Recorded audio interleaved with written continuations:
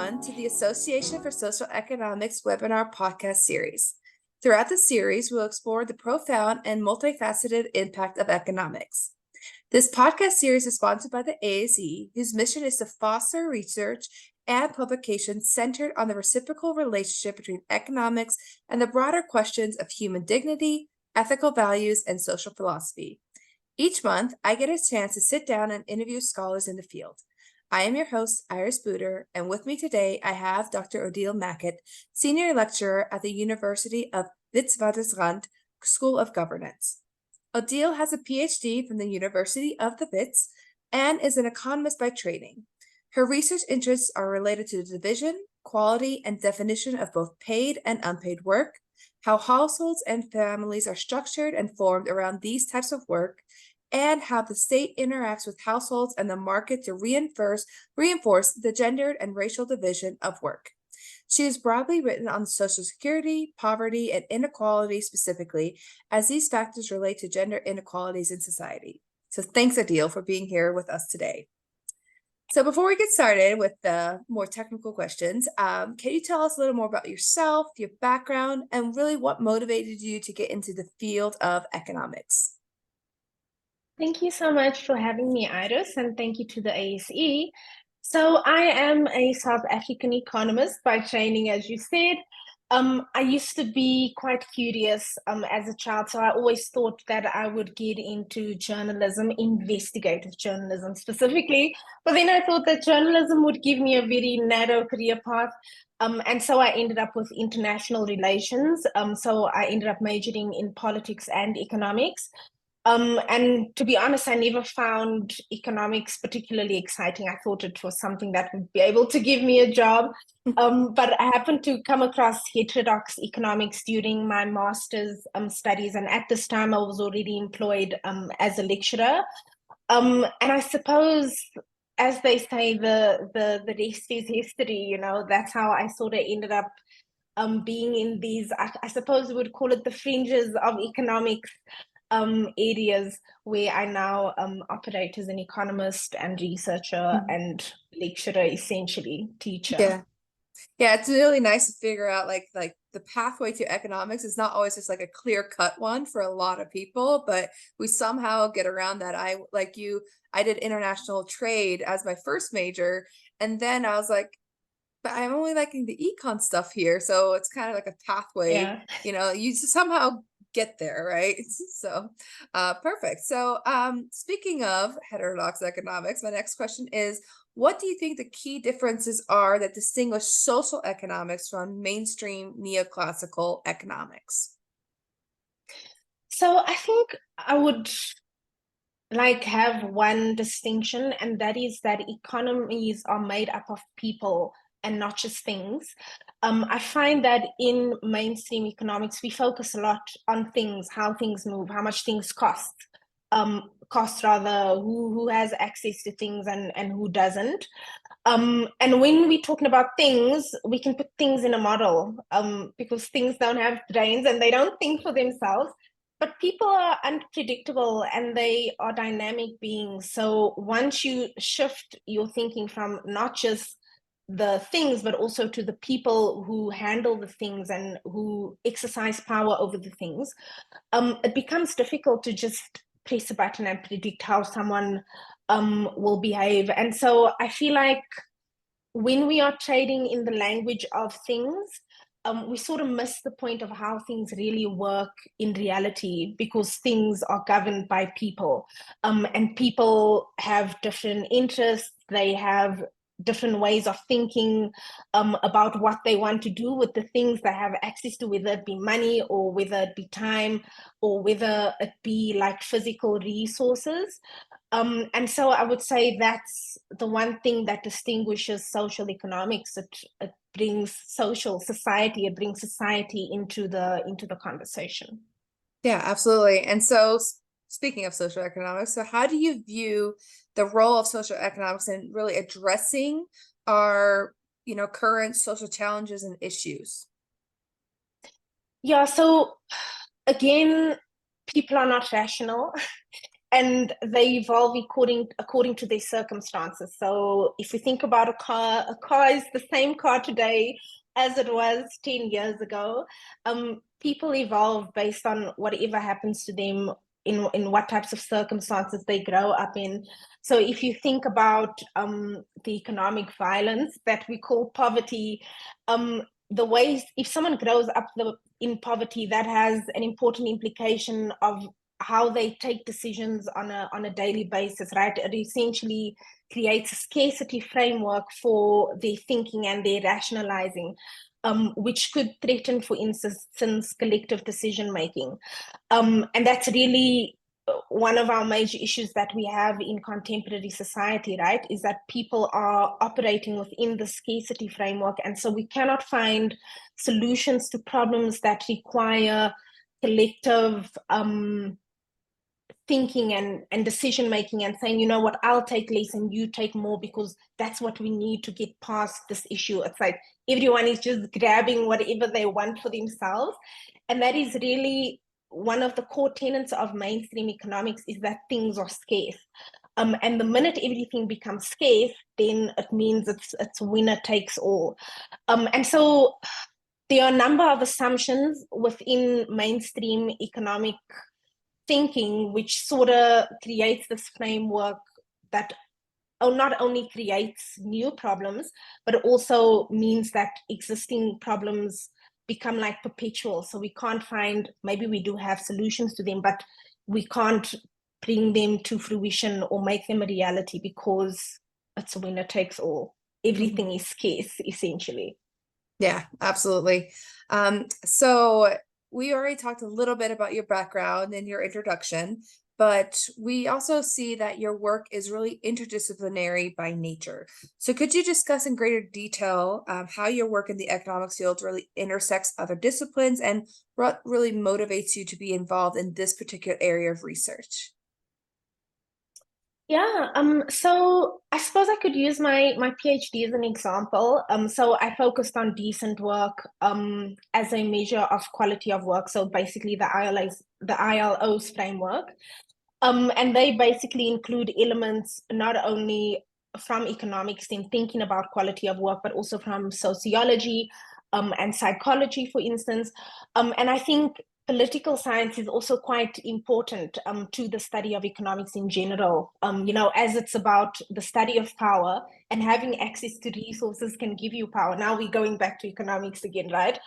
In fact, I actually think it should be illegal for people to study politics and economics separately in general. But my work also relates to development studies, and there are also elements of spatial disparities, which may be of interest to geographers. So I feel like a lot of people, actually, a lot of economists do work that touch on other disciplines. Sometimes we just don't explicitly state it that way, but I feel like if you start unpacking whatever you're doing, you'll find that, you're touching on different parts, sometimes even the methodology, you might be using a methodology that's used by anthropologists. So it sort of seems like, just in terms of the types of problems we study in economics, you inevitably are going to sort of bleed into the work of other disciplines. Absolutely. And so now we're going to take a little deeper dive into your research and highlight a few of your many published articles. For our listeners and our viewers, we are going to link these articles in our show notes. So in one of your articles titled Measuring Economic Activity in Africa, Time Over Money Approach Includes Women and Unemployed Youth, which was published in New Agenda, you concentrate on the importance of time use as an alternative measure to GDP. So before we dive into this article, could you briefly discuss what time use is and the importance of including the concept of time use in economic analyses? Yeah, absolutely. So time use, one of my favorite things. So time use is basically how we spend our time. So again, moving away from just thinking about things in the economy, but also people in the economy, is how people divide their time, and thinking about time as an important resource. So often we sort of think about time as something that is free, when actually it's not. And there are a lot of economic theories that actually use time use as a basis for explaining why things happen the way they do. Human capital theory, for instance, is one of those. And so in terms of thinking about it in relation to economic analyses, it's just about shifting from thinking about it as something that is free of charge to everyone to use and abuse, but it's something that is actually a resource that is scarce. And the scarcity is the 24-hour limit that each of us have on our days. Mhm. Absolutely. And it's time use is also one of my favorite things, as you know. But it's also crazy to think that, I mean, the concept of time use has been around, but really the data collection on it is pretty recent, which is just, to me, kind of crazy to think about, right? Yeah.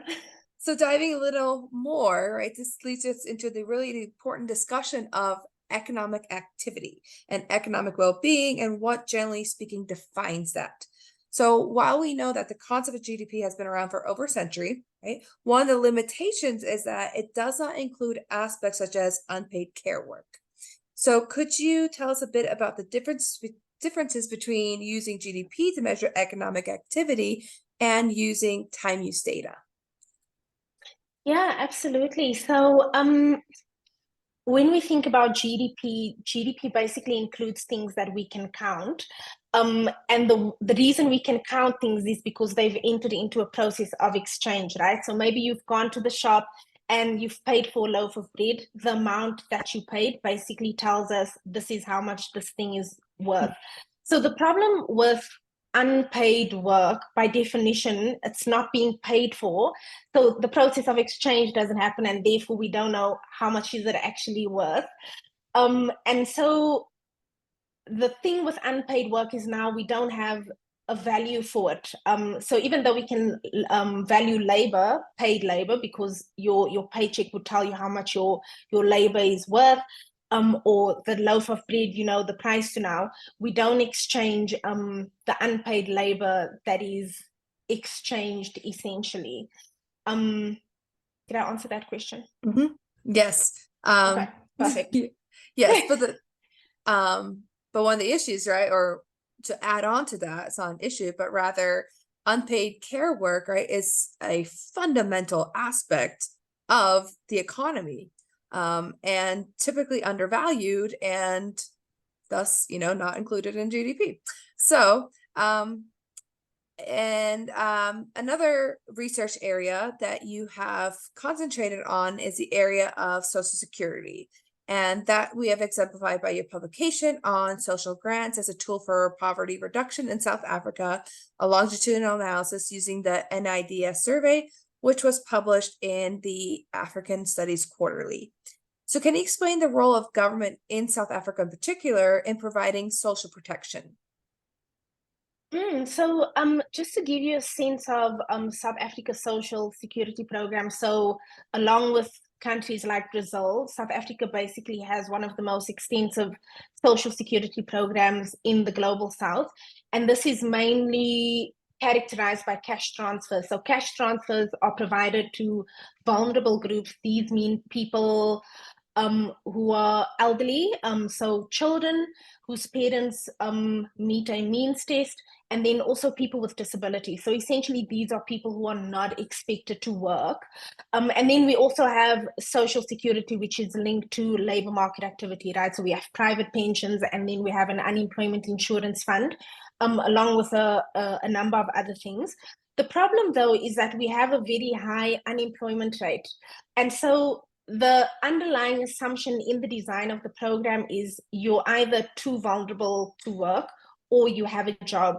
And if you're somewhere in between, you're basically not covered. And that is basically the crux of what essentially sort of undermines the objectives of the social security program. And that's what I discuss a bit in that article. Okay, yeah, very interesting. And then how does your work in the area of Social Security fit in with your research regarding labor and unpaid labor?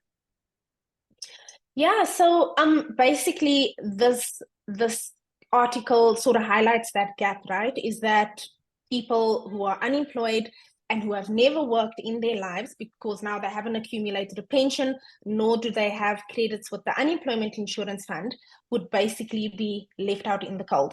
And that has important implications for households and their formation and the way how resources are shared within the household.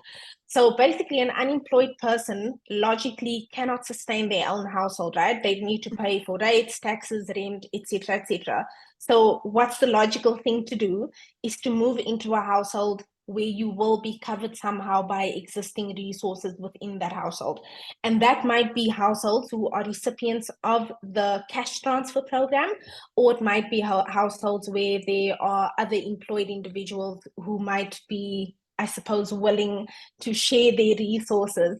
But what this also does is, because the household composition changes, the amount of work that needs to take place within that household also changes, right? So if there are more children, it means there's more work. If there are more mouths to feed, there's more food to be cooked, there's more food to be bought.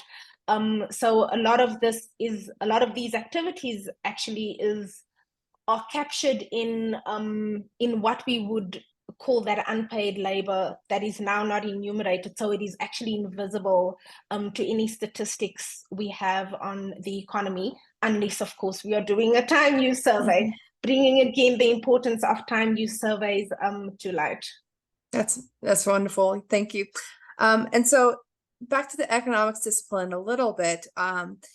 Micro and macroeconomics are often really detached as really separate entities or areas of inquiry within the field. So how do the arguments that you make in this particular article challenge us to overcome that dichotomy? Yeah, so it really sort of shows what happens when a change or a decision is made at the macro level and how that translates to the micro level, which would be the household. So for instance, at the beginning of the budget cycle, when we decide how much we are going to allocate to each program and who's going to be excluded from those benefits and who's not going to be excluded, this has a direct bearing on what happens in the household. So I made the example of unemployed people who basically now have to rely on private households because they cannot procure those services from the market. They don't have money to do so, nor can they get them from the state because the programs of the state don't cover them. There's this one statement that Professor Lynn Osome made one day on a webinar that I always quote. And she says that, the reason why people are not lying in the street and dying of hunger is because somebody is taking care of those people. So who are those people who are doing the caretaking? And so when governments do stuff like defunding certain programs like healthcare or social security programs or important early education, childhood development programs, for instance, the household needs to fill those gaps, especially poorer households where those services cannot be procured from the market. And so it's actually just part of the same ecosystem, really. And sort of to think of these things as two separate pots of discussions can be very counterproductive to actually finding solutions that have a bearing on how people live their lives day to day, as opposed to just thinking about how do we split 100 million rand or dollars to make sure that everything is spent. Is what does this allow people to do, and what types of decisions does it induce them to make on a daily basis? And that's really what economics should be about, right? When we think about economics, not just as things, but also as people. Yeah, absolutely. And so we've seen that from our brief discussion here, that your research spans different themes, including work and labor, time use, social security, and development. But a unifying thread seems to be gender in your work. So why is a focus on women and the youth also necessary when talking about time use? Yeah, so I think women is fairly obvious, right? Women tend to be, because of gendered social norms and their access to resources that help them to procure market services. They tend to do care work in the household, whether it be paid care work or unpaid care work. So naturally, when we talk about time use and unpaid labor and inequalities, women tend to sort of be at the forefront. The reason why I include the youth in that particular article is because in South Africa, the youth unemployment, or the unemployment problem rather, is disproportionately a problem of youth unemployment. So if I remember correctly now, if you take the last Labour Force survey data from the last quarter, and you basically take the expanded rate, it's almost like 3 out of 4 youths are unemployed. So the higher the age bracket, the smaller that proportion becomes. So it's essentially a lot of youth that are unemployed in the economy. This means, first of all, that they probably have no labor market experience, which means they won't have access to those social security benefits, nor do they have social security, social protection coverage from the government. But I include them also because people often do stuff with their time. So just because you are unemployed doesn't mean you are unproductive. And thinking about unemployment or employment in the way it's currently designed leads us to sort of make value judgments about what constitutes productivity. So there are many youths, I will call them youth. There are many youths who are, for instance, engaging in survivalist activities. Maybe they engaged in subsistence activities. Maybe they're helping somewhat in those households they now form a part of. Maybe they're providing some unpaid childcare that allows someone else to go to work and be productive, right? And so I think when we have a debate about time use in the context of a country like South Africa or Brazil, that has a large unemployment problem and a small informal sector in our case, we need to rethink our notion of what is work. And once we get a sense of how people spend their time, we might change our minds about what we consider work, because people are literally not just sitting at home on their bums watching TV all day. People are actually doing stuff with their time that contributes to the economy, but we can't see those things because we're not enumerating them. Yes, absolutely. So jumping into your work with the ASE. So you currently serve as the International Director on the Executive Council for the ASE. So can you tell us a little bit how you got involved within the ASE? Yeah, absolutely. So I think I came across it by accident. I can't remember where, but I did join the association a while ago. But then I got approached by the selection committee to serve as one of the international directors. I believe there are 2. And so yeah, that's what I currently do there. And yes, I serve on the executive committee of the association in that capacity. And so what does your current role, for those who may not know, as International Director entail? Yeah, so I'm sort of still fairly newish, so I'm still trying to figure out the infrastructure of how the committees work. But I do find that with a lot of these associations that I'm now forming a part of, that it's sort of very like American, right? There's a lot of American academics, not necessarily just American academics, but also academics from elsewhere in the world who are based in America. And so a lot of the ways in which these associations are designed and their activities are designed sort of reflects that. And so this is just something new that I'm coming to learn in recent months. But I think that the roles of the various directors, because you also have the other representatives within America, so the Easterns and I don't know what you call all of them, The regional Southern people. The regional, there you go. So their role would entail basically going to these generic conferences that you have, right? And then representing the ASE within those. So elsewhere in the world, we don't necessarily have these generic conferences. So in South Africa, for instance, we have the Economic Society of South Africa. They have their own conference. So I wouldn't necessarily come and bring the ASE to that conference. So I actually think as a lot of these organizations expand to include academics from other countries, there's an opportunity to rethink what these roles are. And so I'm in the process of of rethinking, what this role is outside of just serving on the executive committee, and perhaps making a few suggestions, to just, I suppose, tweak it. Perhaps what my suggestions will be complete rubbish. But I think it's sort of worth a try. But I do think there is definitely a need for promoting the ASE in other countries around the world, and sort of having it less American focused, if I can call it that. It sounds like it's a bad thing. It's not. But yeah, that's basically where I am at this point. I was gonna say it's a really interesting take, right? Something that we may not know. I mean, I'm in America right now, so but we may not know that we don't have, like, other countries don't have this type of approach, or this type of, the conferences, the regional things, right? Like all those aspects. So I think, I mean, I'm a proponent of change, so change is good. So I would say bring your insights, because that's why you're on the board, right? That's why you are on the executive council, is that we want individuals' feedback. So yeah, that's amazing. Then similarly, did your involvement with the ASE, or partly because you were, I mean, you're already interlinked, right? I mean, there's a reason why you joined the ASE, right? It's probably because your research already tendencies are towards that. But did your involvement have an impact on your approach to economics or your research focus?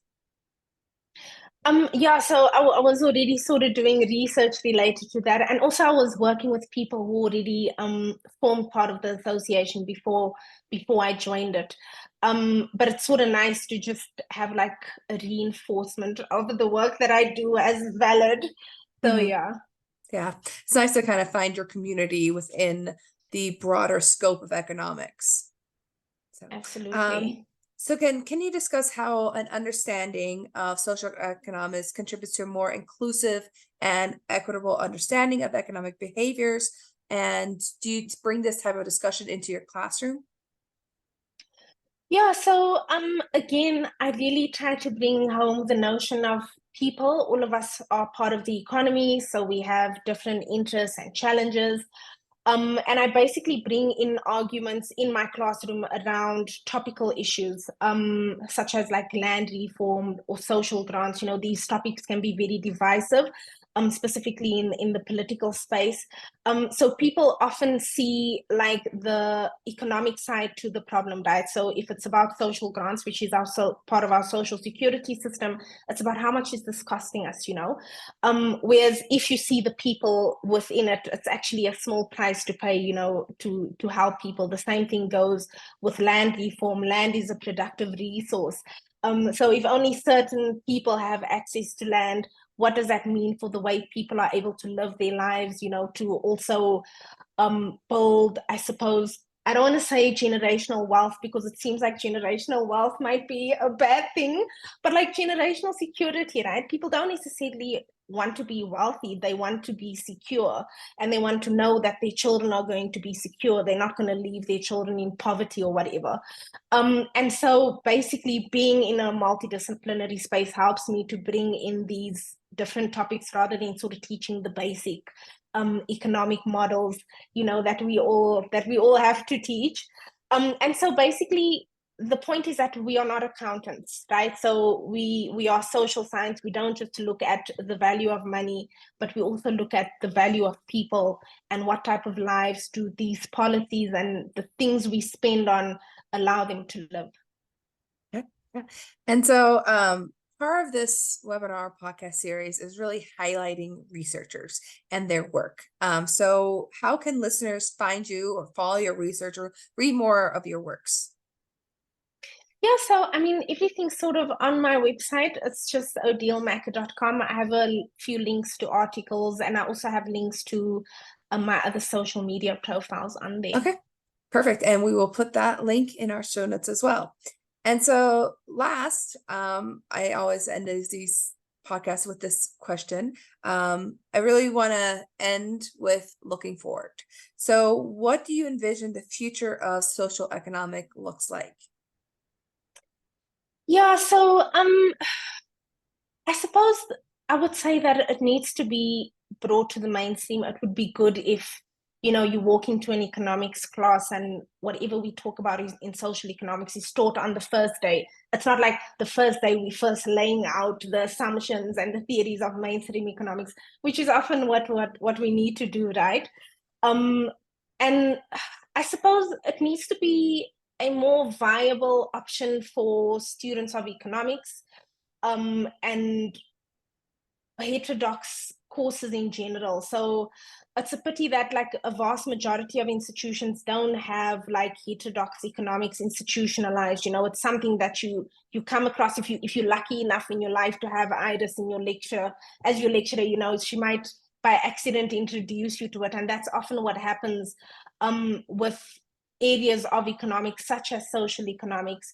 And this is especially true on the African continent, where most of our degree programs are sort of mainstream programs. It's sort of programs that help people get into government and into the bank and the really sad part of that is that especially the government people is that they actually at the sort of cold front of policy making.